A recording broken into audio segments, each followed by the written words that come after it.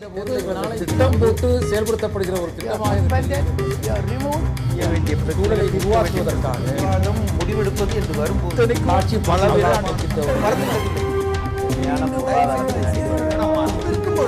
எதிர்த்து பேசிட்டு வணக்கம். நேர்பட பேசி நிகழ்ச்சிக்கு வரவேற்கிறோம்.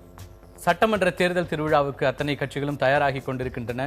சந்தையில் விலை பேசி கட்சிகளை வாங்குவது போல பேரங்கள் பேசுவதாக அவ்வப்போது செய்திகள் வந்த காலங்கள் எல்லாம் போய் இப்போது கட்சித் தலைவர்களே பேரங்களை பற்றி வெளிப்படையாக பேசுகிற ஒரு காலமாக, ஒரு தேர்தலாக இந்த சட்டமன்ற தேர்தல் முன்னேறி இருக்கிறதோ என்ற கேள்வி எழுப்பியிருக்கிறது.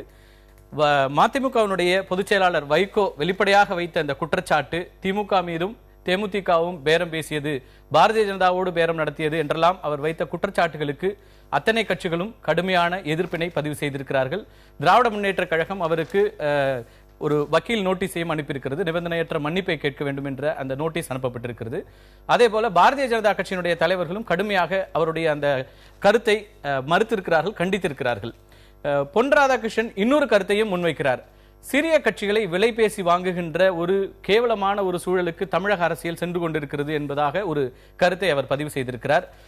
இந்த கூட்டணிகள் எல்லாம் எவ்வாறு அமைகின்றன? ஒவ்வொரு முறையும் இந்த பேச்சு எழத்தான் செய்யும். தேர்தலின் போதெல்லாம் கொள்கைக்காக கூட்டணியா அல்லது கூட்டணிகளுக்காக கொள்கைகளை மாற்றுகிறோமா என்றெல்லாம். இப்போது கொள்கையெல்லாம் ஒரு பக்கம் போய் பேரம் என்பது பெரிதாக பேசப்படக்கூடிய ஒரு சூழலாக இருக்கிறது. ஒரு கட்டத்தில் வாக்குகளை விலை பேசுகிறார்கள் என்பதெல்லாம் பேசிக் கொண்டிருந்தோம். வாக்காளர்களை விலைக்கு வாங்குகிறார்கள் என்றெல்லாம் சொல்லிக் கொண்டிருந்த நிலை மாறி இன்றைக்கு 5000 வாக்குகள், 10,000 வாக்குகள் அல்லது ஒரு தொகுதி முழுக்க வாக்குகளை ஒட்டுமொத்தமாக ஒரு பல்க் பர்ச்சேஸ் செய்யக்கூடிய ஒரு சூழலுக்கு இன்றைக்கு கட்சிகள் தள்ளி போயிருக்கின்றமா என்கிற கேள்விகள் எல்லாம் எழுந்திருக்கின்றன. இது குறித்து தான் நாம் இன்றைக்கு விவாதிக்க இருக்கின்றோம். இன்றைய விவாதத்தில் நம்முடைய கலந்து கொள்கிறார்கள் திராவிட முன்னேற்ற கழகத்திலிருந்து கவிஞர் காசி முத்துமாணிக்கம், பாரதிய ஜனதா கட்சியிலிருந்து திரு என் ராமசுப்ரமணியம், மக்கள் நல கூட்டணியின் சார்பாக திரு கனகராஜ், பதிப்பாளர் திரு பத்ரி சேஷாத்ரி, அதே போல அதிமுகவிலிருந்து பாண்டியராஜன், மாஃபா பாண்டியராஜன். அனைவருக்கும் வணக்கம். கனகராஜ், நீங்க இந்த தேர்தலை எப்படி நம்ம புரிஞ்சுக்கிறது? ஒரு மக்கள் நல கூட்டணியாக ஒரு மாற்று அப்படின்லாம் ஒரு மிகப்பெரிய ஒரு சித்தாந்தத்தோடு 4 கட்ட பரப்புரை அப்படியெல்லாம் தொடங்கின ஒரு அமைப்பு, இன்னைக்கு உங்களுடைய ஒருங்கிணைப்பாளர் இப்படியான ஒரு குற்றச்சாட்டை வெளிப்படையாக வைக்கிறார். பேரம் நடத்தினார்கள், ஒரு கூட்டணிக்கான பேரத்துல 500 கோடி 1000 கோடி அப்படின்லாம் கோடிக்கணக்கான ரூபாய்கள் எல்லாம் பேசப்படுகின்றன அப்படிங்கிற குற்றச்சாட்டை வெளிப்படையா வச்சிருக்கிறாரு. இதை எப்படி புரிஞ்சுக்கிறது? இல்ல, நீங்க ஒரு விஷயத்தை புரிந்து கொள்ள வேண்டும். இந்த ஆரம்பத்திலிருந்து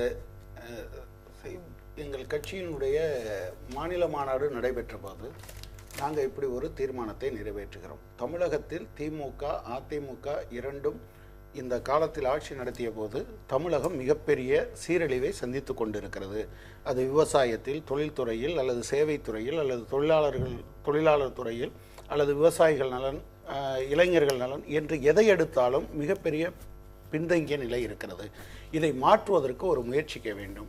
ஊழலுக்கு எதிராக ஒரு அணியை கட்ட வேண்டும் என்று முயற்சிக்கிறோம். இதனுடைய ஒரு அம்சமாக பல கட்சிகளை ஒருங்கிணைப்பதற்கான ஒரு முயற்சியை ஏற்படுத்தினோம். இதில் எல்லாரும் ஒரே மாதிரியான கொள்கை நிலைப்பாடு, எல்லா பிரச்சனைகளிலும் ஒத்த நிலைப்பாடு இல்லை.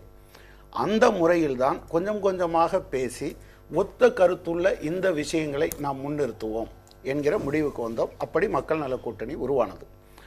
அதன் பிறகு இந்த மக்கள் நல கூட்டணியை இன்னும் வலுப்படுத்த வேண்டும் என்கிற முறையில்தான் ஒரு 5 கட்சிகள் அல்லாத, 5 கட்சிகளோடும் உறவு அல்லாத திமுக, அதிமுக, பாஜக, காங்கிரஸ், பாமக, இந்த 5 கட்சிகளோடும் கூட்டணியில் இல்லாத, 5 கட்சிகளோடும் உறவு கொள்ளாத ஒரு கட்சிகளை நாம் அழைப்பது என்று முடிவெடுத்தோம். அந்த வகையில் தேமுதிக, தமிழ் மாநில காங்கிரஸ், புதிய தமிழகம், மனிதநேய மக்கள் கட்சி என்று ஒரு பரந்துபட்ட அணிச்சேர்க்கைக்கு முயற்சித்தோம். இப்போ இறுதியாக தேமுதிக எங்களோடு வந்திருக்கிறார்கள். ஆனால் தேமுதிக மக்கள் நல கூட்டணியில் இணையவில்லை. மக்கள் நல கூட்டணி என்பது ஒன்றாகவும், தேசிய முற்போக்கு திராவிட கழகம் என்கிற கட்சி எங்களோடு மக்கள் நல கூட்டணி என்கிற அமைப்போடு தொகுதி உடன்பாடு செய்து கொண்டிருக்கிறது. எனவே இவையெல்லாம் பொதுமக்களுக்கு நன்கு தெரிந்த விஷயம். இதையெல்லாம் நம்ம தொடர்ந்து பார்த்துட்டு இருக்கிறோம். கேள்வி, உங்களுடைய ஒருங்கிணைப்பாளர் முன்வைக்கிற இந்த குற்றச்சாட்டினுடைய தன்மையை எப்படி புரிஞ்சுக்கிறது? நீங்க சொல்றீங்க, ஒரு பக்கம் தேமுதிகவோடு 3 மாத காலமாக நாங்க பேசிட்டு இருந்தோம். மக்கள் நல கூட்டணி தலைவர்கள் டிசம்பர் 23 தொடங்கி மார்ச் 23 வரைக்கும் பேசிட்டு இருந்தோம். நீங்க இன்னொரு பக்கம் பாரதிய ஜனதா கட்சியோடு அவர் பேசிக் கொண்டிருந்தார், இன்னொரு பக்கம் திமுகவோடு பேசுவதாக செய்திகள் வந்து கொண்டிருந்தன. இதை வந்து பேரம் நடந்தது, அவரை விலைக்கு வாங்க பேரம் நடந்ததுன்ற ஒரு குற்றச்சாட்டை அவர் முன்வைக்கிறாரு. உங்களுடைய நாலேஜோட அது நடந்ததா? அப்படியான ஒரு பேரம் நடந்ததாக உங்களுக்கு தெரியுமா? இல்லை, அப்படி ஒன்று எங்களுடைய கவனத்துக்கும் வந்திருந்தால் நிச்சயமாக நாங்கள் என்ன செஞ்சிருப்போம்னா, அது மக்கள் நல கூட்டணி இணைந்து அந்த அறிக்கையை வெளியிட்டிருப்போம் கட்டாயமாக. திரு வைகோ அவர்களுக்கு அப்படி ஒரு தகவல்கள் கிடைத்திருக்கக்கூடும். அதன் அடிப்படையில் அவர் சொல்லியிருப்பார் என்றுதான் நான் கருதுகிறேன். ஒரு அடிப்படையாக இப்படி ஒரு பெரிய குற்றச்சாட்டை வைக்கும்போது அதுக்கான ஆதாரத்தை கேட்கிறாங்க. அதற்கு அவருடைய எதிர்வினை அப்படின்னு இருக்குல்ல, அதை எப்படி எடுத்துக்கிறது? இன்னொரு பக்கம் நீங்க வந்து ஒரு மக்கள் நல கூட்டணியாக எல்லா விஷயங்கள்லையும் சேர்ந்தே பிரச்சாரம், சேர்ந்தே கிட்டத்தட்ட காலையில உணவுல சேர்ந்து தொடங்கி மாலை இரவு உணவு வரைக்கும் சேர்ந்தே இருப்பதாக ஒரு பிக்சர் இருக்கு. அப்படிப்பட்ட ஒரு சூழல்ல இவ்வளவு பெரிய விஷயத்தை உங்கள்கிட்ட அவர் பேசாம விட்டாரா? இல்ல, அதாவது நீங்க ரெண்டு விஷயத்தை புரிஞ்சுக்கணும். நம்பர் 1, மக்கள் நல கூட்டணி என்பது 4 கட்சிகள் இணைந்தது. இந்த கட்சிகளுக்கிடையில் சில பிரச்சனைகளில் கருத்து வேறுபாடுகளும் உண்டு. கூட்டணி என்கிற முறையில் அதற்குரிய கட்டுப்பாட்டோடும், தனிப்பட்ட கட்சிகள் என்கிற முறையில் அதற்குரிய சுதந்திரத்தோடும் செயல்படுவது என்று முடிவெடுத்திருக்கிறோம். எனவே ஒவ்வொரு அம்சத்தையும் இதற்குள் விவாதிக்க வேண்டும் என்கிற அம்சம், அப்படி ஒரு கட்டுப்பாடு அதற்குள் கிடையாது. ஏதோ ஒரு பக்கத்துல நீங்க 3 மாதம் பேசும்போது அவங்க இப்படி எல்லாம் ஆஃபர் பண்றாங்கிறது குறைந்தபட்சமா உங்க தலைவர்களோட அவர் பேசாம இருந்திருப்பாரா? அப்படி பேசலன்னா அவர் வந்து முழுமையான தகவல்களை உங்களோட பரிமாறிக்கல அப்படின்னு எடுத்துக்கலாமா? இல்லை, அப்படி நம்ம சொல்ல முடியாது. ஒருவேளை எல்லா தலைவர்களோடும் பேசி இருக்கலாம், பேசியது சம்பந்தமான விஷயங்கள் எதுவும் தெரியல. ஆனால் பத்திரிகைகளில் வந்திருக்கக்கூடிய விஷயங்கள் இது இது இது நம்பக்கூடியது தான் என்று கருதுவதற்கான வாய்ப்பை அளித்திருக்கிறது என்பது ஒரு உண்மையாக. பத்திரிகைகள்ல நிறைய செய்திகள் வருது, எந்த அடிப்படை ஆதாரமும் இல்லாம பத்திரிகை செய்திகளை மட்டுமே வச்சு இன்னைக்கு எல்லா முடிவுகளையும் நீங்க எடுத்துருவீங்களா? குறிப்பாக மார்க்சிஸ்ட் கம்யூனிஸ்ட் கட்சி அப்படி எடுக்குமா? இல்லை, நாங்க வந்து அதனாலதான் நான் என்ன சொல்லேன்னா, நீங்க இப்ப கேட்டபோது, இந்த விஷயத்தை கேட்டபோது பத்திரிகைகளில் வந்தது என்று நான் சொன்னேனே தவிர, திரு வைகோ அவர்களுக்கு கிடைத்திருக்கிற மாதிரியான செய்திகள், தகவல்கள் அவர் சொல்றதும் பத்திரிகைகள் வந்த செய்திகளை தான் அவர் சொல்றாரு, குறிப்பிடுறாரு. பத்திரிகைகள் இப்படியான செய்திகள் வந்தது, அதை வைத்து நான் சொல்றேன் அப்படிங்கிறாரு. அப்போ அவருக்கும் வேற எதுவும் ஆதாரங்கள் இருந்தா என்ன வெளியிட்டு இருக்க முடியும்? இல்ல, ஒருவேளை வக்கீல் நோட்டீஸ் எல்லாம் விட்டிருக்கக்கூடிய பின்னணியில் அதை இப்ப வெளிப்படையாக சொல்ல வேண்டியதில்லை என்று கூட அவர் நினைத்திருக்க கூடும். அது வருகிற போதுதான் பேச முடியும். வெளிப்படைத்தன்மையை பத்தி பேசக்கூடிய ஒரு கூட்டணி, டிரான்ஸ்பரன்சின்றீங்க, இதெல்லாம் பேசுற ஒரு கூட்டணியினுடைய ஒரு ஒருங்கிணைப்பாளர் கிட்ட இதுக்கான ஆதாரம் இருக்கிறதா அப்படின்னு கேட்டா இருக்கிறது இல்லை, அல்லது நீதிமன்றத்தில் நான் சொல்லலாம் இப்படின்னு எந்த கருத்தை வேணா அவர் முன்வைக்கலாம். ஆனால் it's none of your work அப்படின்னு ஒரு மீடியா கிட்ட சொல்றாருன்னா அப்ப என்ன டிரான்ஸ்பரன்சி? நாங்க நான் அந்த வீடியோவை முழுவதுமாக பார்க்கல. இந்த ஒரு போர்ஷன் மட்டும், இந்த கேள்வி கேட்கிற போர்ஷன் மட்டும் இருக்கு. சரி, பிரச்சனை என்னன்னு சொன்னா, இல்ல இது நேற்று எங்க தொலைக்காட்சியில இருந்து கேட்ட போதும் இது மாதிரியான ஒரு பதில் தான் அவர்கிட்ட இருந்து வரல. நான் என்ன கேட்க விரும்புறேன்னா, ஒரு குற்றச்சாட்டு வைக்கிற போது அதற்கு எதிர் குற்றச்சாட்டு என்கிற முறையில் இப்படி ஒன்றை வைப்பதை எப்படி பார்க்கறீங்க? நான் என்ன சொல்றேன், இதுக்கு முன்னால இந்த மாதிரி கேட்கப்பட்டதா என்கிற ஒரு கேள்வி அடிப்படையானதா இருக்கு. ஒரு குற்றச்சாட்டை நீங்க எப்போதும் அது நார்மலா நீங்க பாத்தீங்கன்னு சொன்னா,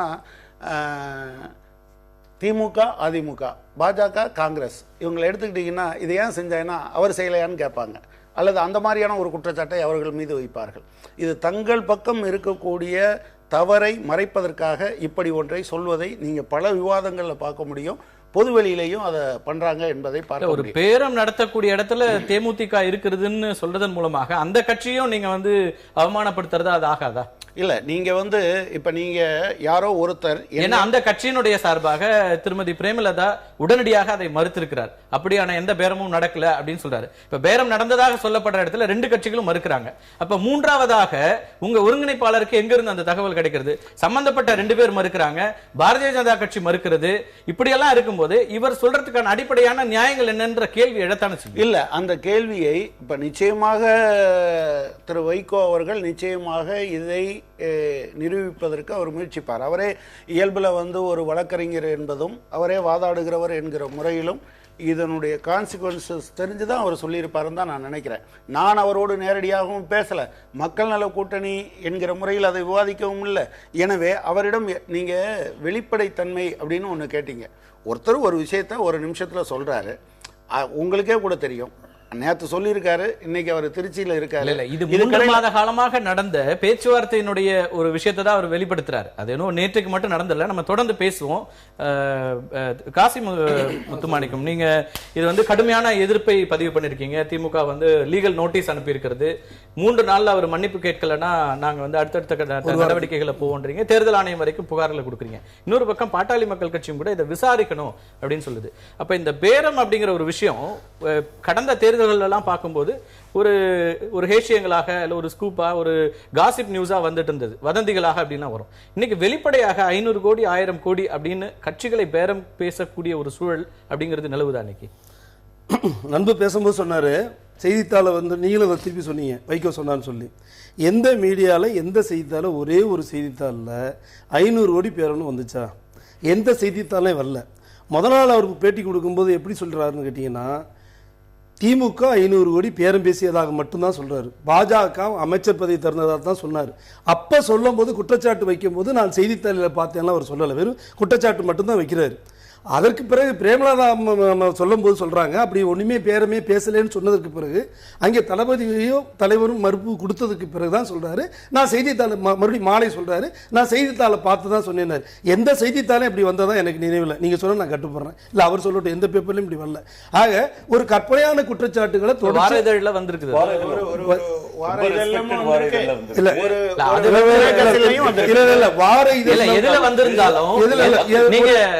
பாண்டியராஜன், நீங்க ஒரு சட்டமன்ற உறுப்பினரா இருந்தவர், அதனால தெரியும். வார இதழ்கள்ல வந்தாலோ எந்த நீங்க ஆங்கில பத்திரிகைகள் வந்திருந்தாலும் கூட சட்டமன்றத்துல நீங்க ஆதாரமாக அதை எடுத்துக்கிறதே இல்ல. இல்ல அதான் இதுல இன்ட்ரிகிங் விஷயம் என்னன்னா, டிஎம்கேவை நல்லா மேல தூக்கி பிடிக்கக்கூடிய அந்த வார இதழ்ல அமௌண்ட் போடலையே தவிர எந்த பத்திரிகை என்னுடைய வாதம் என்ன என்றால், அதிமுக காரங்க பேட்டியில கொடுத்தாருல, அவரே கேட்டார்ல, ஒரு தொலைக்காட்சியில நீ கேக்குறாங்க, வைகோ பார்த்து கேக்குறாங்க, 1500 கோடி உங்களுக்கு பேரம் பேசினதா அதிமுக பேரம் பேசலாம். அதுக்கு முன்னாடி அவர் உங்கள்கிட்ட கேள்வி பாண்டியராஜன், நீங்க வந்து இப்ப வார பத்திரிகையில ஒரு பிரபலமான வார பத்திரிகை வீக்லில வந்திருக்குன்னீங்க, அதே போன்று வார பத்திரிகைகள் 30,000 கோடிகள் பிடிபட்டதாகவும் செய்திகள் வருது. அப்ப அதை நம்ம வந்து உண்மைத்தன்மை அமைச்சர்களிடமிருந்து இவ்வளவு ரூபாய் இந்த பத்திரிகை சொன்னதுன்னு சொல்லாமலேயே குற்றச்சாட்டா வச்சுட்டு பின்வாங்குறதுக்கு பத்திரிகை தேடக்கூடாது. இல்ல நான் என்ன கேட்கிறேன்னா, திராவிட முன்னேற்ற கழகம் வந்து இப்ப இவர் மேல வந்து நீங்க வக்கீல் நோட்டீஸ் அனுப்பி இருக்கீங்க. எந்த பத்திரிகையாளர், எந்த பத்திரிகை அதிபர், எந்த தொழிலதிபர் நெகோசியேட் பண்ணாங்க, யாரோட நெகோசியேட் பண்ணாங்க, தேமுதிகல இது எல்லாத்தையுமே போட்டு ரொம்ப ரெகுலரா நம்ம 5 லட்சம் சர்க்குலேட் இருக்கக்கூடிய ஒரு பத்திரிகை வந்து பப்ளிஷ். எது 5 லட்சம் பத்திரிகை இருக்குது?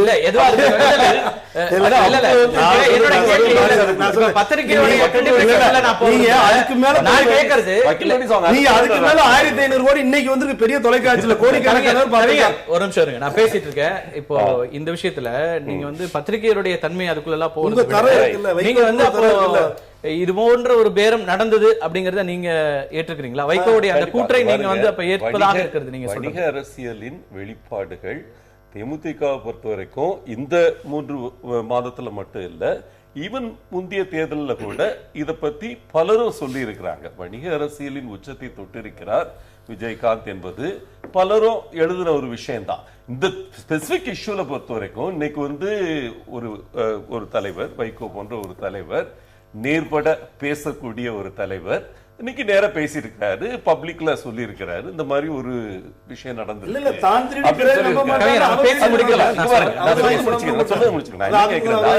எங்களை பொறுத்த வரைக்கும் எலெக்ஷன் கமிஷன் எதையோ விசாரிக்கிறவங்க இது சுவமோட்டோவா எடுத்து விசாரிக்கணும்ன்றது எங்களோட நிலை. பாட்டாளி மக்கள் கட்சியும் அவங்களுடைய வேண்டுகோளாவே அதை வைக்கிறாங்க சொல்றாங்க. இப்ப என்னன்னா தொடர்ந்து திமுக வைக்கிற குற்றச்சாட்டுங்கிறது மக்கள் நல கூட்டணிக்கு வந்து அதிமுகவுடைய ஷேடோவா இருக்கு அப்படின்னு குற்றச்சாட்டு வைக்கும் போது நீங்க முன் வந்து வைகோவுடைய இந்த குற்றச்சாட்டை ஆதரிப்பதன் மூலமாக அந்த குற்றச்சாட்டு வந்து ஏன்னா இருவரையும் தாக்குது. இதுல வந்து தேமுதிகவும் இதுல விடுவிட்டு போவதில்லை. எங்களோட கருத்து வந்து ஒண்ணு, அவர் சொல்ற விஷயம் வந்து பிஜேபி ஒரு பக்கம், தேமுதிக ஒரு பக்கம், டிஎம்கே ஒரு பக்கம், தேமுதிக ஒரு பக்கம், இந்த 2 டைமென்ஷன்ஸ்லயும் வந்து இடந்து பரிமாணங்கள்லயும் ஒரு படம்.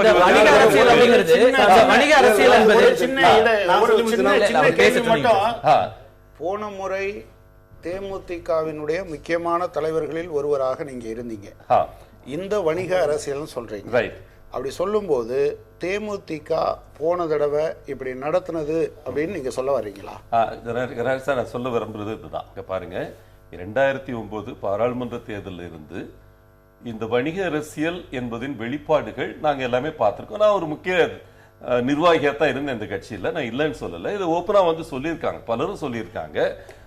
எந்த விதத்துல வந்து அதனாலதான் நாங்க 40 பேர் எலெக்ஷன் அப்ப 2009 இன்னைக்கு 33 பேர் அந்த கட்சியில கிடையாது. ஓகே, 33 பேர் வெளியே வந்திருக்கிறாங்க கட்சியில இருந்து. இதற்கு பல காரணங்கள் இருக்கு. அதுல ஒரு முக்கியமான காரணம் இதுன்னு நான் நினைக்கிறேன். ஆனா இந்த நேரத்துல வந்து வைகோ சொன்ன அந்த கருத்து வந்து கருத வேண்டிய கருத்துன்றது என்னுடைய கருத்து.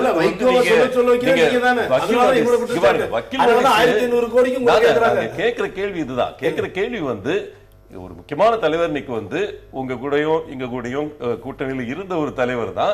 ஆனா வந்து அவர் குற்றச்சாட்டை முன் வச்சிருக்காரு. அந்த குற்றச்சாட்டுக்கு நீங்க ஆதாரம் கொடுங்க, இல்லன்னா நாங்க லீகல் ஆக்ஷன் எடுப்போம்னு சொல்லி ஒரு கட்சி போகுதுன்னா அப்ப அவங்க அதுல வந்து நாங்க வெளிப்படையாக சட்ட ரீதியா அதை சந்திக்க தயாரா இருக்கோம்னு தானே சொல்றாங்க. என்ன கேட்கிறோம்னா, இதையே அந்த பத்திரிகை எந்த பத்திரிகையின் அடிப்படையில் அவர் வந்து சொல்லியிருக்கிறாரோ, இவங்களும் பல பத்திரிகைகள் மேல அவங்க டிஃபர்மேஷன் போட்டிருக்காங்க. ஏடிஎம்கே மட்டும் போட்டதில்லை.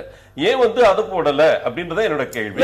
ஒரு பத்திரிகை மட்டும் கிடையாது, பல பத்திரிகையிலையும் கலைஞர் வந்து 500 கோடி கொடுத்தாரு. நீங்க நாளை காட்டுங்க. 500 கோடி இல்ல, அதே பத்திரிகை அதிமுக பேர பேசிட்டு போட்டிருக்கு. நீங்க வழக்கு போடலாம். அதிமுக காசு வீட்டுக்கு உங்களுக்கு பிடிச்ச 110 அவருக்கும் பிடிச்சிருக்கு. 110 சீட்டு தான் இருக்காரு. மக்கள் நல கூட்டணி தான் இவ்வளவு கொள்கை சார்ந்த கூட்டணி என்று சொல்லிக் கொண்டிருக்கும் கூட்டணி இந்த மாதிரி வந்து 3 மாதங்களாக பேரம் பேசிக்கிட்டு வந்த ஒரு கட்சியோட அந்த கட்சி தலைவரை வந்து நாங்க தான் தலைவர்னு சொல்லி வச்சிருக்கிறது ஒரு முரண்பாடா இருக்கு எங்களுக்கு. அதை மட்டும் பாயிண்ட். ரெண்டு விஷயம் இருக்கு. ஒருவர் அது ஒருவேளை நீங்க உண்மைன்னு வச்சுக்கிட்டீங்கன்னா, ஒருத்தரை பிரைப் பண்ண முயற்சி பண்ணாருன்னா அவருமே அதை ஒருத்தர் ஏத்துக்கலைன்னா இது ரெண்டையும் ஒரே மாதிரி தான் பாப்பீங்களா அப்படிங்கிற ஒரு கேள்வி இருக்கு. இப்போ எனக்கு நேரடியான கேள்வி இருக்கு திரு கனகராஜ். ஒருவேளை நீங்க சொல்ற மாதிரி உண்மையாக இருக்கிற பட்சத்துல அந்த 80 இடங்களையும் 500 கோடி ரூபாயையும் வேண்டாம் என்று சொல்லிவிட்டு மக்கள் நல கூட்டணியோடு தேமுதிக வருகிறது அப்படின்னு தான் நீங்க உங்களோட புரிதலா இருக்குதா? இல்ல, அதாவது நான் சொல்ல விரும்புறது, உங்களுக்கு ஏராளமான கேசியங்கள் எல்லாம் இருந்தது. இல்ல என்னோட நேரடியான புரிதல் என்னவா இருக்குன்னு நான் கேட்கிறேன். இல்ல நீங்க அவர்கிட்ட என்ன சொல்றீங்க? பேசுறதுல ஒரு கட்சி ஆஃபர் பண்ணுது, இன்னொரு கட்சி அக்செப்ட் பண்ணுச்சா இல்லையாங்கறதா கேள்வி. நீங்க இப்ப உங்களோட புரிதல் அப்படிதான் இருக்கா? இவங்க வந்து நிராகரிச்சாங்க அப்படிங்கிறீங்களா? நான் அது நடந்தது நடக்கலைங்கிறதெல்லாம் சொல்ல. ஆனா நீங்க தான் விவாதங்கள்ல என்ன பேசிட்டு இருந்தீங்கன்னா, பிஜேபியோட போவாங்களா, திமுகவோட போவாங்க, பாரதிய ஜனதா கட்சியுடைய தலைவர்கள் சென்று போய் பேசினாங்களா இல்லையா? ஜவடேகர் வெளிப்படையா சொன்னாரு, நாங்க கூட்டணியே பேசுகிறோம், அதுக்காக தான் நான் விஜயகாந்த் பார்த்தேன்னாரு, முரளிதர் பேசினாரு, எல்லாரும் பேசினாங்க. அதுல ஊடகங்கள் ஒண்ணும் அதை உருவாக்கல, பேசிய விஷயங்களை வெளிப்படுத்தணும். ஆனா பேசி முடிச்சோடனே விஜயகாந்த் வந்து மரியாதையான சந்திப்புன்னு அவரு ஒரு அறிக்கை கொடுத்தாரு. அது இதுல வராது. இல்ல, இப்படி இருக்கிற போது எங்களை பொறுத்தளவில் வெறுமனே இந்த விஷயங்களை மட்டும்தான் முன்வைக்கிறோம். இது அதெல்லாம் பாயிண்ட், இதுக்கு வர முடியும்னா வாங்க என்பதுதான் எங்களுடையது. அவர் வந்திருக்காரு, போயிருக்கோம். இப்ப பாரதிய ஜனதா கட்சி பேரம் நடத்தியது, அவருக்கு ராஜ்யசபா சீட்டு, அமைச்சரவையில பதவி, இப்படி எல்லாம் கொடுத்து அவர் வந்து உங்களை நிராகரித்து இப்போ மக்கள் நல கூட்டணிக்கு போயிருக்கார் அப்படிங்கிற அந்த குற்றச்சாட்டு. அதாவது திரு வைகோ அவர்கள் ரொம்ப மரியாதைக்குரியவர், ஒரு கட்சியினுடைய தலைவராக இருக்கின்றார். இவ்வளவு ஏன் தாழ்ந்து போய் பேசுகின்றார் என்பது எனக்கு புரியவே இல்லை. அவர் வந்து பேசுகின்ற பேச்சு முதல்ல என்ன சொன்னார்னா, இந்த மக்கள் நல கூட்டணியோட நண்பர் சொன்னார், அது வேறு இது வேறு அப்படின்லாம் ஒண்ணும் கிடையாது. அன்னைக்கு என்ன பேசினார் என்றால், நீங்க உங்களுடைய ஊடகத்தில் தான் நான் பார்த்தேன், இது மக்கள் நல கூட்டணிங்கிறது அதை டிசால்வ் பண்ணியாச்சு, இப்பொழுது கேப்டன் விஜயகாந்த் கூட்டணி அப்படின்னு அன்னைக்கே மக்கள் அவங்க டிசால்வ் பண்ணலன்னு சொன்னது கூட மக்கள் நல கூட்டணி அப்படின்னு சொன்ன அது இல்ல, இனிமே கேப்டன் விஜயகாந்த் கூட்டணி அப்படிங்கிற சொல்லி அப்படி சொன்னார்னா it means that has been dissolve. அப்ப மக்கள் நல ஆல்ரெடி அவங்க வந்து காவு கொடுத்தாச்சு எடுத்த உடனே. சரி, அது போட்டோம். அவங்க கேள்வி வந்து நீங்க பேரம் பேசுனீங்களா? ஒரு நிமிஷம் அதை பத்தி. ஆகவே அந்த நிலைமையிலேயே அவருடைய ஒரு குழப்பமான ஒரு பேச்சு இருந்து இவங்க மாத்தி மாத்தி பேசுறாங்க. இப்ப என்னடா ஒரு தேமுதிக மக்கள் நல கூட்டணி தொகுதி உடன்பாடு அப்படிதான் அக்ரிமெண்ட் பேசலாம். இல்ல இல்ல நோ நோ நோ. அப்ப அந்த அந்த அவர் பேசிய பேச்சுக்கு அர்த்தம் இல்லை. அப்ப என்னோட கேள்விங்கிறது பாரதிய ஜனதா கட்சி பேரம் பேசியதா இல்ல சார்? அதுதான் அவருடைய மூணு குற்றச்சாட்டு சார் அவர் மேல. ஒண்ணு என்னன்னா, அண்ணா திராவிட முன்னேற்ற கழகத்தினுடைய பி டீம் யாருன்னா மக்கள் நல கூட்டணி. அதுக்காக 1500 கோடி ரூபாய்கள் பெறப்பட்டது அப்படின்னு சொல்லியிருக்காங்க. அதுவும் பத்திரிகை எல்லாம் வந்து கொண்டிருக்காங்க. அது உண்மையா பொய்யா? ஒண்ணு அதுல அங்கம் இருக்கின்றவர் மதிமுக சார். ஒண்ணு. இரண்டாவதாக 500 கோடி ரூபாய், அந்த 500 கோடி ரூபாய் ஒரு 80 சீட்டு மந்திரி சபையில இடம் அப்படின்னு திராவிட முன்னேற்ற கழகத்தை பத்தி சொல்லுகின்றார். அப்புறம் மூன்றாவதாக பாஜக பத்தி பேசும்போது எங்களோட அவங்க தேமுதிக வரணுங்கிறது 1000 கோடி, ராஜ்யசபா சீட்டு, ஒரு மந்திரி பதவி, இப்படி எல்லாம் கொடுக்கிறார் அப்படின்னு சொன்னா அப்போ என்ன விதமாக கொச்சைப்படுத்தின. அதாவது நீங்க ஆரம்பத்தில் சொன்ன போது ஓட்டுக்காக 500 ரூபா 600 ரூபா 200 ரூபா என்னவோ இருக்கட்டும், அந்த மாதிரி வாங்குறது தாண்டி போய் இப்ப ஒரு கட்சியே வாங்குகின்ற நிலைமைக்கு இந்த மாதிரி மோசமான ஒரு செய்தியை சொல்லி கொண்டிருக்கின்றார். அது ஒரு கட்சியினுடைய தலைவர். எங்களுடைய பொன் ராதாகிருஷ்ணன் அவர்கள் பேசும்போது அவர்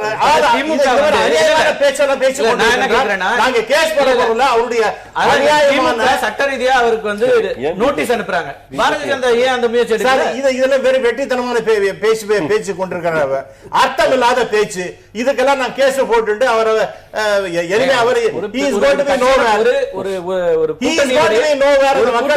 ஒருங்கிணைப்பாளருங்க. அவர் ஒரு முக்கியமான குற்றச்சாட்டை முன்வைக்கிறார். என்ன சார் குற்றச்சாட்டு? இதுதான் சொல்றாரு.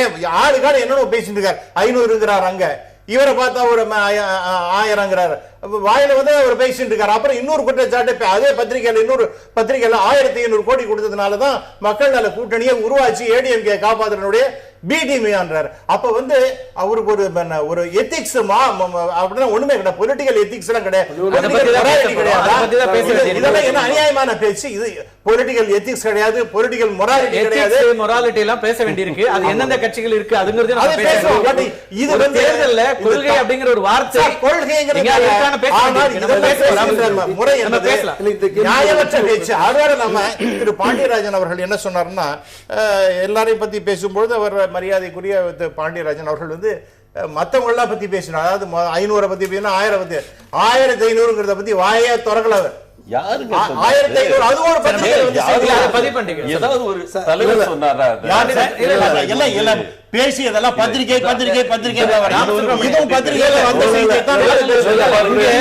500 பத்தி பேசுறது 1500 கோடி பத்தி ஒரு ஊடகத்துல கேள்வி கேக்குறாங்களா இல்லையா?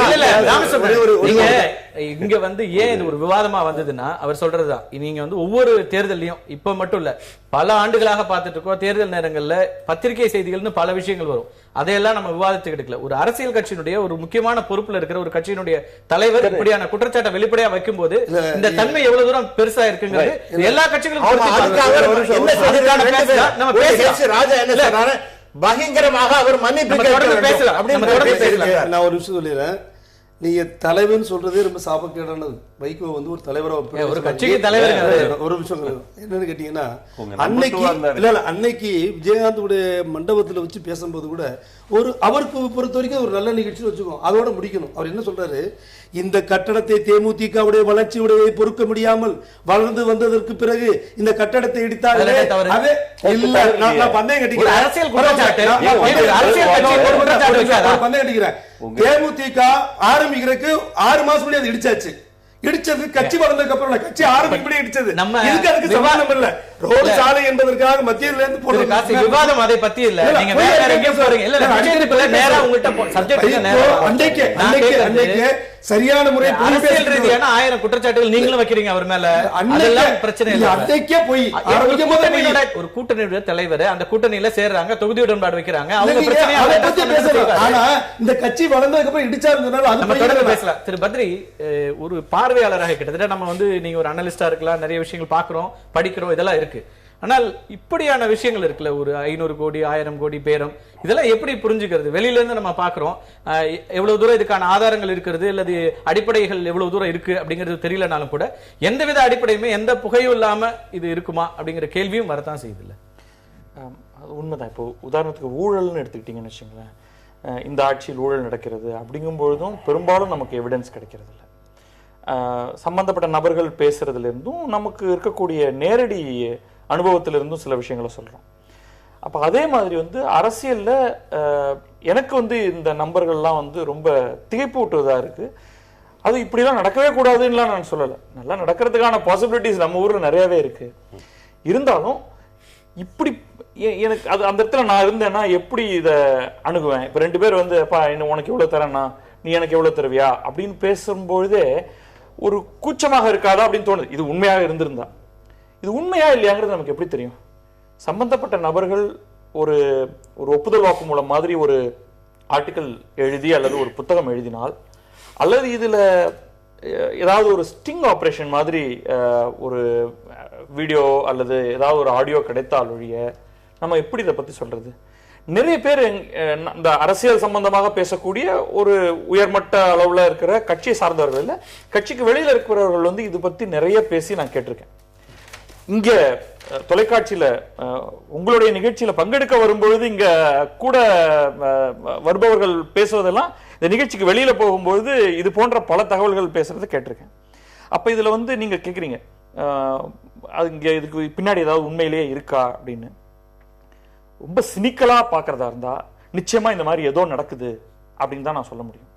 பட் எவிடன்ஸோட ஒரு கோர்ட்ல நிக்கக்கூடிய மாதிரி இத பத்தி நம்ம எப்படி அதுதான் கேள்வி என்ன வருதுன்னா, இப்போ பேசவே முடியாது.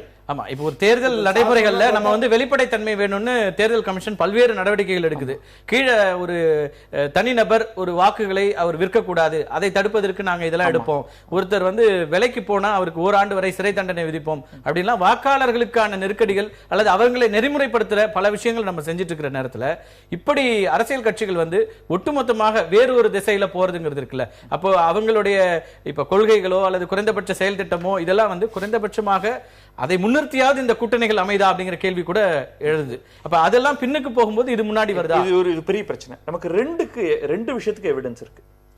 ஒன்னு வந்து நாடாளுமன்றத்தில் ஒரு குறிப்பிட்ட ஒரு கட்சிக்கு வாக்களிப்பதற்காக பணம் கொடுத்தது அப்படிங்கிறதுக்கு நமக்கு ரொம்ப தெளிவான எவிடன்ஸ் இருக்கு நமக்கு. ஆனா பார்லிமெண்டரி பிரிவிலேஜ் அப்படின்லாம் வந்து அதை யார் தண்டிக்கிறதுங்கிற விஷயத்துல நகர்ந்து போச்சு. இன்னொன்று, ராஜ்யசபாவுக்கு தேர்ந்தெடுப்பதில் பணம் பரிமாறப்படுகிறதுங்கிறதுக்கு வந்து தெளிவான விஷயங்கள் முக்கியமாக கர்நாடகத்தை முன்வைத்து நமக்கு நிறைய தகவல் கிடைச்சிருக்கு. அப்ப இது ரெண்டோடைய ஒரு எக்ஸ்டென்ஷனா தான் நான் இதை பாக்குறேன். எகைன் நான் வந்து நேரடியாக யாரையும் கையை காமிச்சேன்னா என் மேல அடுத்து லைபிள் சூட் போடுவாங்க. நமக்கு இது வேண்டவே வேண்டாம், எனக்கு பிரச்சனை இது. ஆனால் இந்த ரெண்டுடைய தொடர்ச்சியாக தானே இது இருக்கு. எந்த விதத்துல ஒரு விஷயம் நம்ம பார்க்க முடியுது, பணம் அப்படிங்கிறது பிரதானமா இருக்குங்கிறதுல நம்ம நேர்காணல்கள்ல கலந்து கொண்ட இந்த வேட்பாளர்கள் இருக்காங்களே, ஆர்வலர்கள் யாரெல்லாம் அவங்களுடைய ரெக்கார்டட் எவிடன்ஸை புதிய தலைமுறையில நாங்களே போட்டோம். ஒவ்வொரு கட்சியில இருந்தும் கலந்து கொள்கிறவர்கள் எவ்வளவு செலவு பண்ணுவீங்கன்னு கேட்கும்போது 3 கோடி 5 கோடின்னு செலவு பண்றேன்னு சொல்லி ஆன் ரெக்கார்ட் சொன்னவங்க எல்லாம் இருக்கிறாங்க. அப்பவே நமக்கு புரிதல் என்னன்னா, பணம் அப்படிங்கிறது பிரதானமாக பெரிய அளவுக்கு கோடிகளை தாண்டி எலெக்ஷன் கமிஷன் 28 லட்சம் சொல்லுது. ஆனா அதுக்கும் இந்த செலவுகளுக்கும் சம்பந்தமே இல்லாத ஒரு நிலையில இருக்கிறோம் அப்படிங்கிறது இருக்கு. இதை தாண்டி இப்ப வந்து நிறைய அமைப்புகள் உள்ள வர்றாங்க. இந்த ஒவ்வொரு நாளும் 2 பிரதான கட்சிகளுக்கும் அல்லது பாரதிய ஜனதாவுக்கும் சேர்த்து ஆதரவுன்னு வராங்க. இந்த இடத்துல தான் திரு பொன் ராதாகிருஷ்ணன் சொல்றாரு, இந்த கட்சிகள் இவங்க எல்லாம் விலைக்கு வாங்கப்படுகிறார்கள், இவங்களுடைய ஆதரவுக்காக விலை பேசப்படுகிறார்கள் அப்படின்னு ஒரு குற்றச்சாட்டை மத்திய இணையமைச்சர் வச்சிருக்காரு. அதுவும் முக்கியமானதப்படுது. அந்த குற்றச்சாட்டினுடைய தன்மைகள் எவ்வளவு இருக்குது, அது எப்படி நடக்குதுங்கிறது ஒரு சிறிய இடைவேளைக்கு பிறகு தொடர்ந்து பேசும். எதிர்த்து பேசிட்டு ராமசுப்ரமணியன் இப்ப ராதாகிருஷ்ணன் சொல்றாரு, சிறிய கட்சிகளை விலை கொடுத்து வாங்குறாங்க அப்படின்னு 2 கட்சிகள் மீதும் பெரிய அளவுக்கு குற்றச்சாட்டை முன்வைக்கிறாரு. எந்த அடிப்படையில் இந்த குற்றச்சாட்டுகளை முன்வைக்கிறீங்க? இது வந்து இட் இஸ் அவர் வந்து ஆஸ் அ மினிஸ்டர், அதுவும் யூனியன் மினிஸ்டரா இருக்கிறவர், அதுவும் நம்முடைய கட்சியினுடைய தலைவராக இருந்தவர், மிக முக்கிய பொறுப்பில் இருக்கக்கூடிய ஒரு லைபிலிட்டி அதிகம். அப்ப அவர் சொல்லுகிறான it has got more weightage, it has got more weightage. அதே சமயத்தில் இந்த விஷயத்தை பத்தி அவர் பேசும்பொழுது இது வந்து பொறுப்பற்ற தன்மையில அவர் பேசிக்கொண்டு வைகோ நம்ம பேசி முடிச்சோம். என்னோட கேள்வி, இப்ப நீங்க வந்து சிறிய கட்சிகளை பெரிய கட்சிகள் விலை கொடுத்து வாங்குறாங்க தங்களுடைய பலத்தை நிரூபிக்கிறதுக்கு கூட்டுதலாக. Exactly sir. இன்னைக்கு எல்லாரும் எனக்கு இவங்க வந்தாங்க, நம்ம நண்பர் பாண்டியராஜன் ஆஃப் த ரெக்கார்ட் பேசும்போது இன்னைக்கு அவங்க வந்தாங்க, அவங்க நான் கூட்டாங்க இவங்க கூட்டாங்கிற மாதிரி சொன்ன. அதே மாதிரி இந்த கட்சியை கூப்பிடுறது அந்த கட்சியை கூப்பிடுறது இப்படி நான் உங்களுக்கு நான் சொல்றேன். அதாவது ஒரு சினிமா பாட்டை பத்தி நீங்க சொன்னீங்க, அவ்வளவுதான் நான் சொல்றேன். உங்களை பத்தி பிஜேபி பத்தி நீங்க என்ன பேச முடியும்? சொல்லுங்க சொல்லுங்க, நீங்க என்ன சொல்ல விடுங்க. அதுதான் நான் என்ன கேட்டேன்னா, ஒரு காலத்துல திருநாவுக்கரசர் மிகப்பெரிய தலைவர், ஒரு எம்ஜிஆர் அதிமுக கட்சி நடத்திட்டு இருந்தாரு. அவரை வந்து நீங்க உள்வாங்கினப்ப ராஜ்யசபா கமிட் பண்ணீங்க. மினிஸ்ட்ரி கமிட் பண்ணீங்க. இல்ல, ராஜ்யசபா கொடுக்கலையே. ராஜ்யசபா கொடுத்து ஆமா, வாங்கினார். நமக்கு தெரியும்.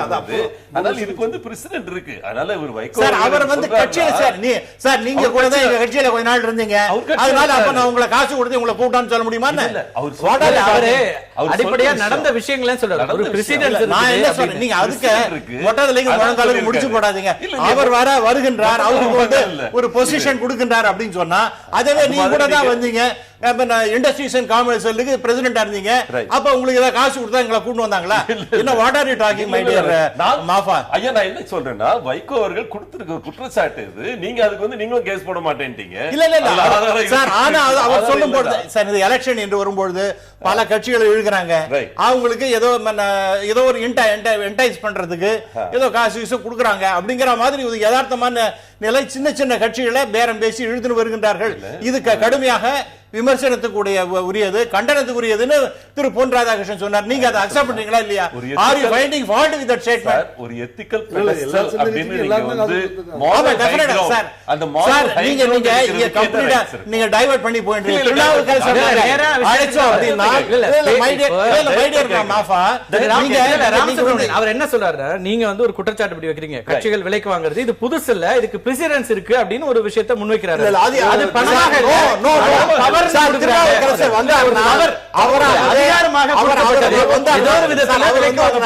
பெரிய தலைவர், அவர் மாஸ்டர் லீடர் அப்படிங்கிற முறையில் அவரை மரியாதை கொடுத்து அழைச்சு வந்தாங்க. அவருக்கு ஒரு ஸ்டேட்டஸ் கொடுக்கணுங்கிறத ஒரு ராஜ்யசபா எம்பியா கொடுத்தாங்க. என்ன தவறு? அப்ப நான் திருப்பி அதே கேட்கிறேன். அதே மாதிரி நண்பர் மாஃபா எங்களோட வந்தாருன்னா உங்களுக்கு president of industries and commerce கொடுத்தாங்கன்னா அப்ப காசு கொடுத்தா உங்களை கூட்டு வந்தாங்க நீங்க சொல்ல முடியுமா சார்? அப்புறம் என்ன நீங்க அதை நீங்க சொன்னீங்கன்னா அதே மாதிரி நான் உங்களை சொல்லுவேன். தனிப்பட்ட நபர்கள் சார்ந்ததாக சுருக்க வேண்டாம். அவர் எங்களை பத்தி கேட்கல. இது ஒரு நல்ல விவாதத்துக்கான தொடக்கமாவே இருக்காது. நீங்க அவரை தனிப்பட்ட முறையில போறதுங்கிறத விட அரசியல் ரீதியா பேசுவோம். உங்களுக்கு திருப்பி அவர் அப்ளை பண்ண இல்ல அது டீவியேட் ஆகும். நான் இல்ல அதாவது அவர் எங்களை பத்தி பேசும்போது நான் என்ன அவருக்கு பதில் சொன்னேன் அவ்வளவுதான். வந்து உங்க பிரச்சனை திருநாவுக்கரசரா? நான் கேட்ட கேள்வி இல்ல நீங்க இப்ப திமுகவுக்கு பேசுறீங்களா திருநாவுக்கரசர் பேசுறீங்களா? நான் திருநாவுக்கரசர் பேசுறேன். என் கேள்வி இப்ப திருநாவுக்கரசருக்காக நீங்க வந்திருக்கீங்களா திமுகவுக்கு வந்திருக்கீங்களா? நான் திமுகவுக்கு வந்திருக்கேன். ஆனா நீ திருநாவுக்கரசர் சொல்லி உதாரணத்துக்கு அவர் முன்வைக்கிறாரு. நான் அதே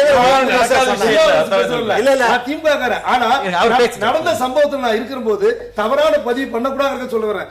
அவரு சேரும் போது கொடுத்தது ஒரு நிமிஷம் அவர் சொன்னது பதில் அப்புறம் அது பதிவு பண்ணாம இருக்கணும். 6 மாசத்துக்கு அப்புறம் மந்திரி பதவி கொடுத்தாங்க. ஆனா 5 வருஷம் முடிச்சதுக்கு அப்புறம் ராஜேஸ்வரம் வந்தாரு. ஆனா அதே மாதிரி ஒவ்வொரு கட்சியிலும் காசு கொடுத்திருக்கோம். எஸ்.எஸ். சந்திரனுக்கு அதிமுக எம்பி பதவி கொடுத்தோம். அதிமுகவுக்கு எஸ்.எஸ். சந்திரனுக்கு சம்பந்தம் கிடையாது. திமுக இருந்து கொடுத்தாங்க. ராதாரவி வந்தாரு, உடனடியா எம்எல்ஏ பதவி சட்டசபையில் கொடுத்தாங்க, சைதாப்பேட்டை கொடுத்தாங்க. மாற்று கட்சியில இருந்து வரவங்களுக்கு கொடுக்கிறது எல்லா கட்சியிலும் பதவி பொறுப்பு கொடுக்கறத தாண்டி காசு கிடையாது. நீங்க தான் சொன்னீங்க வேற சில இடங்கள்ல பணம் கொடுக்கறது நிக்கும்போது கொடுப்பாங்க. நிக்கும்போது எல்லா கட்சியும் கொடுக்குறாங்க, எல்லா கட்சியும் கொடுக்குறாங்க, எல்லா கட்சியும் கொடுப்பாங்க. தேர்தல் நிக்கும்போது செலவுகளுக்கு கட்சிக்கு சட்டத்துக்கு உட்பட்ட காசுகளுக்கு அவர் இல்லாட்டி கொடுத்து வருது பழக்கம் தான் சார் எல்லா கட்சியிலுமே. இந்த இடத்துல இருந்தா பத்ரி நாம நீங்க வச்ச கேள்வி முன்ன வருது. நீங்க ஒருத்தர் கூட இது பெருசா சின்னதாங்கிறதுக்குள்ள சார் நன்கொடை இல்லாம யாரும் நிக்க முடியாது சார். தேர்தல்ல நன்கொடை இல்லாம நிக்க அதுக்காக அதுதான் நான் கேக்குறேன். வெளிப்படை இப்ப எல்லாருக்கும் தெரிஞ்ச விஷயத்த பூசி மொழிகி பேசுறதுல இப்ப நேயர்களுக்கும் வந்து நீங்க உண்மையா பேசுறோமாங்கிற கேள்வி வரும். எல்லாருக்கும் தெரிஞ்ச விஷயம். நீங்க இப்பதான் வரீங்க பாயிண்ட்டுக்கு. அப்ப இப்படியான ஒரு சம்பவங்கள் நடந்துட்டு இருக்குது. இதுக்கு அவர் சொன்னாரு என்ன சார் சொன்னாரு சொல்லும்போது திமுக 500 கோடின்னு சொல்றாங்க, அதிமுக 1500 கோடின்னு சொல்றாங்க, அதிமுக தனித்து நிக்கிறதுக்கு 1500 கோடி பேசுறதா சொல்றாங்க. ஆனா இதெல்லாம் கூட்டி கணக்கு பார்க்கும்போது நடந்திருக்கலாம் அப்படின்னாரு. ஆனா இப்ப நடந்து வந்து திமுக கூட்டணி சேரல அவர். அதனால பேரம் பேசவும் இல்ல, கூட்டணி பேசவும் இல்ல, பணம் போறதுக்கு வாய்ப்பும் இல்ல. ஆனா அங்கேதான் தனியா நிக்கிறதுக்கு வாய்ப்பு வந்திருக்கு. அவர் சொன்ன மாதிரி என்னோட கேள்வி அடுத்த கட்டத்துக்கு வரும். அதை பேசிட்டோம். நீங்க சொன்னதுல இருந்து அடுத்த கட்டத்தை நான் பேச வேண்டியிருக்குது.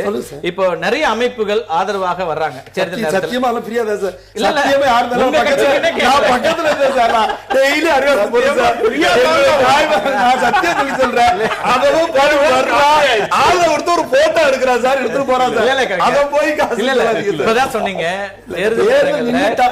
அதான் நான் கேக்குறது இப்ப சில பேருக்கு தேர்தல் சார், அதாங்க அமைப்புகளை விட்டுருங்க, சிறிய சிறிய கட்சிகளை நீங்க வந்து தேர்தல்ல நிறுத்துறீங்க, உங்களுக்கு ஒரு கூட்டணி ஆள் வருது. இல்ல, நான் கேக்குறது சரத்குமார் போன தடவை நிப்பாட்டி வச்சாங்க, அவருடைய கட்சி கூட்டணி போனாங்க, கார்த்தி கட்சி போனாங்க, 2009 பண்ணாங்க.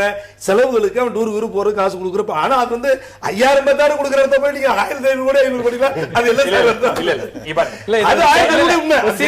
எல்லாம் அவர் சொல்றதுல இருந்து ஒரு முக்கியமா 2 விஷயங்கள் படுது. ஒண்ணு வந்து கூட்டணிக்காக ஆதரவு தெரிவிக்கிற கட்சிகளுக்கு அவர் வந்து ஒரு பாலிஷ்டா சொல்றாரு,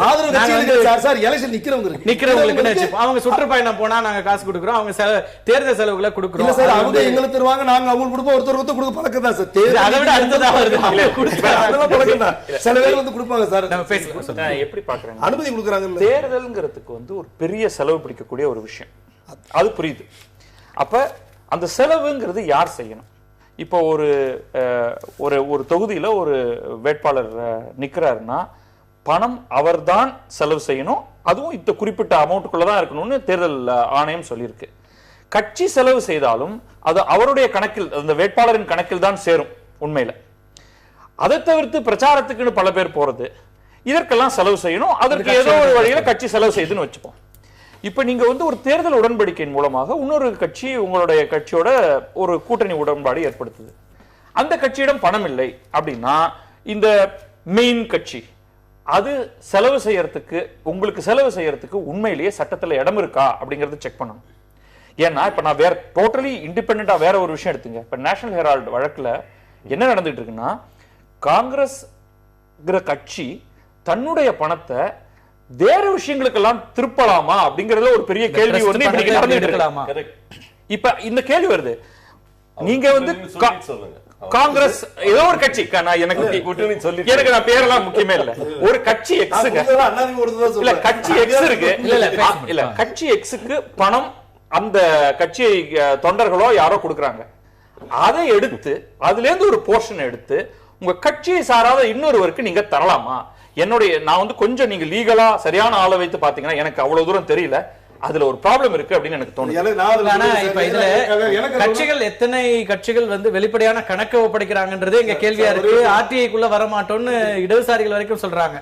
அந்த மாதிரியான ஒரு சூழல்ல தான் நம்ம தேர்தல் அரசியல் ஒரு இல்லீகாலிட்டி இருக்குங்கறத நம்ம வந்து கவனிக்கணும் அப்படின்னு நீங்க சொல்ற. நான் கொஞ்சம் வித்தியாசப்படுறேன். என்னன்னு கேட்டீங்கன்னா, அந்த கட்சி சின்னங்களை நிக்கிறாங்கல்ல வேட்பாளர்கள், அந்த கட்சியில மாற்று கட்சி சின்ன கட்சியா இருந்தாலும் அந்த கட்சியில என்னாங்கன்னா அவங்களுக்கு அவங்களால முடிஞ்சது 5 லட்சம் 10 லட்சம் கொடுக்கறது பழக்கமா தான் இருக்கு.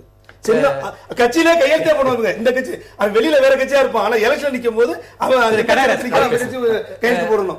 திரு கனகராஜ், இப்போ கவிஞர் காசி முத்துமாணிக்கம் சொல்றதுல இருந்து அவர் கொஞ்சம் அதனுடைய வீச்சு குறைச்சு சொல்றாரு, ஆனாலும் இதெல்லாம் நடந்து கொண்டிருக்கிறது அப்படின்னு வெளிப்படையா தெரியுது.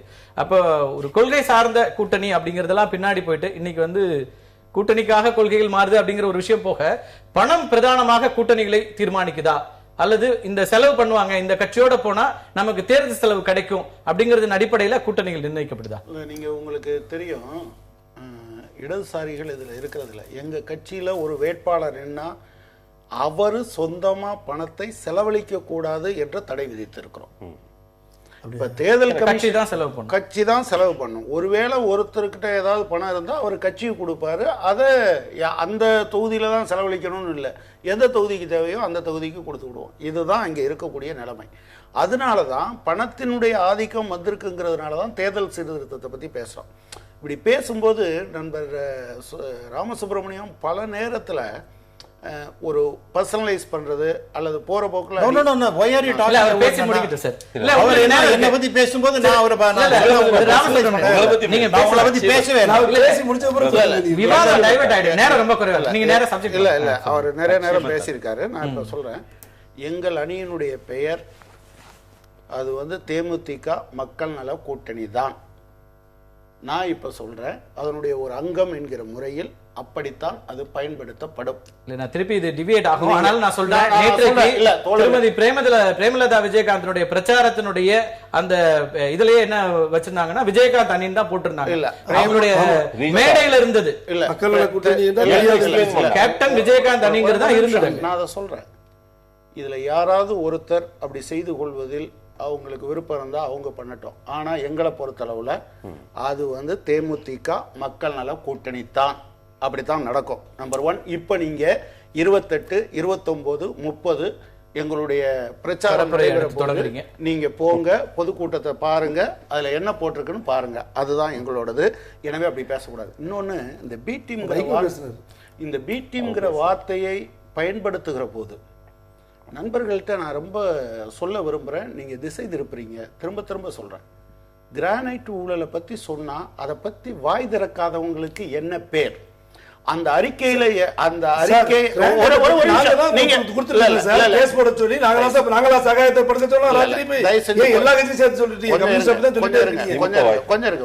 கொஞ்சம் எங்கேயாவது டாக்டர் கலைஞர் கொடுத்திருக்காரு அறிக்கை சார், ஒரு பக்கம் கொடுத்திருக்காரு சார், ஒரு பக்கம் அறிக்கை தலைப்புகால போட்டுருக்காரு. உங்க குற்றச்சாட்டு எப்படின்னா, அதே மாதிரி முத்தரசன் பிரச்சனை திருப்பி திருப்பி சொல்றாரு வந்து கருணாநிதி வந்து சங்கர் கொலை வழக்குல வந்து கண்டிக்கல ஒரு பொய்யை திருப்பி திருப்பி சொல்லாதீங்க.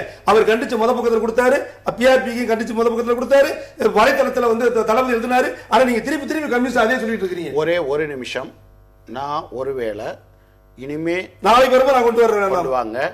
சகாயம் அறிக்கை கொடுத்த பிறகு சகாயத்தை அதிமுக நியமிக்கிறதுல இருந்த பிரச்சனை எல்லாம் பேசினீர்கள். ஆமா, சகாயம் அறிக்கை வெளியிட்ட பிறகு இன்றைக்கு வரை நீங்கள் பேச நடவடிக்கை எடுக்க வேண்டும் என்று கலைஞர் கடிதம் வந்து முத பக்கத்துல இருக்காரு.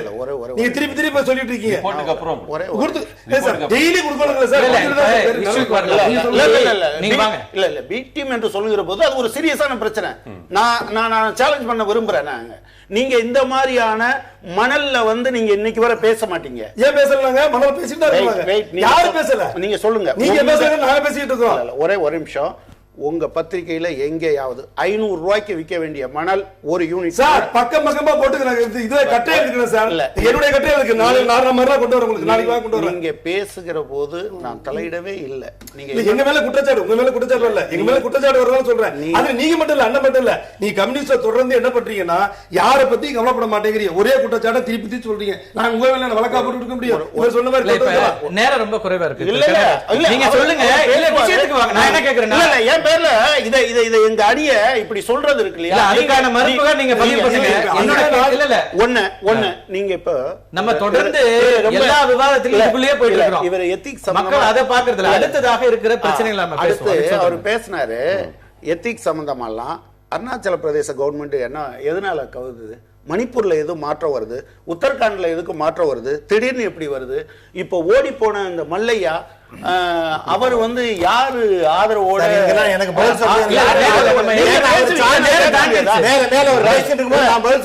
ஒரே ஒரு நிமிஷம் நீங்க பேசுனீங்க. ரவிசங்கர் பிரசாத் ஜெயலலிதாவுக்காக எப்படி ஆஜரானாரு? நான் இப்போ சொல்றேன், தேர்தல் சீர்திருத்தம் இதுக்கு உதவும். நீங்க வந்து சின்ன கட்சிகளை இப்படி பேரம் பேச வேண்டியிருக்குன்னு திரு பொன் ராதாகிருஷ்ணன் சொன்னார்னா அவரும் ஆதாரத்தோட தான் சொல்லியிருப்பாரு. அவர் போகட்டும். இன்னைக்கு பார்லிமெண்ட் உங்க கையில இருக்கு. யாரும் தனிநபர் செலவழிக்க கூடாதுங்கிறத உத்தரவாதப்படுத்துங்க. அரசாங்கம் செலவழிக்கட்டும்னு நாங்க சொல்றோம். விகிதாச்சார பிரதிநிதித்துவ முறை கொண்டு வந்தா இந்த பிரச்சனை வராதுன்னு சொல்றோம். எங்க கட்சியில நேர்காணல் நடத்துகிறது கிடையாது. எத்தனை பேர் எங்க ஒரு கட்சியில 15 வருஷம் 20 வருஷம் இருக்கிறவங்களை பத்தி ஒரு 2 நிமிஷம் நேர்காணல் நடத்துவீங்களா? நீங்க திமுக திரு ஸ்டாலின் அவர்களை நேர்காணல் நடத்தியதாக நீங்க போடுறீங்க. இதுல இருக்கக்கூடிய ஒரு சடங்குத்தனம் உங்களுக்கு தெரியலையா? எனவேதான் சொல்றோம், இது தேர்தல் சீர்திருத்தம் என்பது ரொம்ப முக்கியமானது. அந்த இப்பதான் நம்ம முக்கியமான விஷயத்துக்கு வந்திருக்கோம். தேர்தல் சீர்திருத்தம் பத்தி பேச வேண்டியிருக்கிறது. இது வெறும் பேச்சளவில் இல்லாம ஒவ்வொரு முறையும் நம்ம இதை பத்தி எல்லாம் பேசுறோம். ஆனால் நடைமுறையில் என்ன இருக்கு அப்படிங்கிற கேள்வி இருக்கிறது. ஒரு சிறிய இடைவேளைக்கு பிறகு பேசலாம். இந்த விவாதத்தினுடைய தன்மை கருதி விவாதத்தை நீட்டிக்கிறோம். ஒரு சிறிய இடைவேளைக்கு பிறகு நேர்பட பேசி தொடரும்.